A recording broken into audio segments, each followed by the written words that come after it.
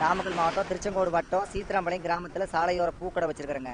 நான் வாரம் ஒருக்கா வெள்ளிக்கிழமை கண்டாதாங்க பூ கடைக்கல, எல்லா பூ கடைக்குமே வியாபாரம் ஆகும். அப்படி வியாபாரம் பண்ணும்போது நாங்கள் சேலத்துக்கு போவாங்க, கொஞ்சோண்டு பூ எடுத்துகிட்டு வருவாங்க. பூ காத்தோட்டமாக இல்லைனாலும் மேலே போட்டு வந்தோங்க, உள்ள காருக்குள்ளே வைக்கக்கூடாதுன்னு. அதனால அங்கே போலீஸ் ஸ்பாட்லேயே வந்து காவல்துறை வந்து 10,000 ரூபா போட்டுருக்குறாங்க. எங்கள் சம்பளம், எங்கள் வாழ்வாதாரமே தினம் 600 700 தாங்க. இந்த மாதிரி சின்ன சின்ன குட்டி பூக்கடைக்கெல்லாம் வந்து நீங்கள் குட்டி பூக்கடை குட்டியாக வந்து தொழில் செய்கிறவங்களுக்கெல்லாம் அவங்க வந்து வீட்டுக்கு தனியாக தொழிலுக்கு தனியாலாம் வாங்க முடியாதுங்க. சும்மா பொழுதுனைக்கு அவங்கவுங்க பாட்டுக்கு 2 3 வாகனங்கள்லாம் வச்சிருக்க முடியாது. இந்த பொருளாதாரத்தில் வாகனம்லாம் வச்சிருக்க முடியாது.